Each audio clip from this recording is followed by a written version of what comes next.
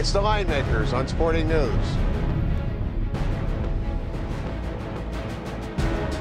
Big East basketball, number 15, Georgetown at Cincinnati. Welcome to the Line Makers on Sporting News. I'm Micah Roberts. With me, Rick Herron.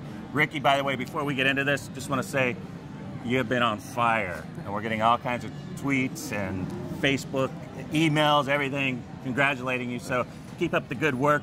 Big battle here. We got one team that's playing extremely well against one team that's having a lot of trouble on the road, being at home, that being Cincinnati.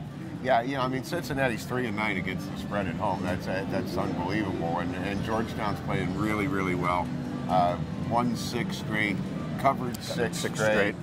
Just beat Marquette 63-55.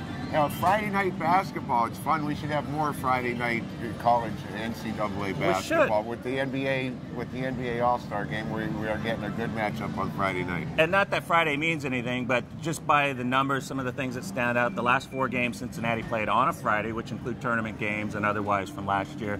4-0 against the spread. Georgetown's gone under in all 4 of those games.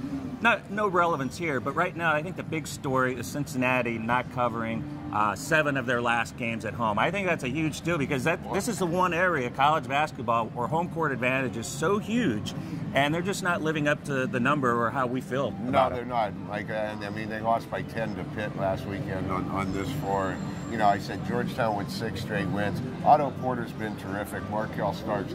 These 2 guys both shoot over 42% from three-point range. And you don't think of Georgetown as being a team that can shoot threes. You think of them as being a tough, physical, defensive team, which they are. And I think this is a low-scoring defensive battle. And to that point there, Georgetown's shooting 48% from the field on the season, holding opponents at 38%. Cincinnati's only 39% this season. They're allowing their opponents 41%. So there's a big disparity there, and it's just the efficiency of Georgetown.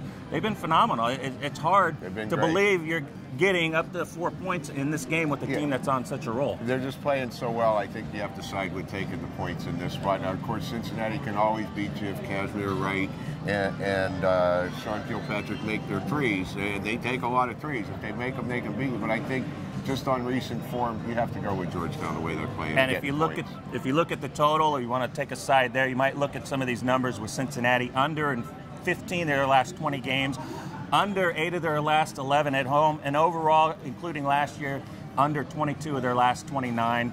Georgetown isn't going to try to run with them as well, so we'll see how this turns out. But Georgetown looks like the side. And I lean to the under. There you go.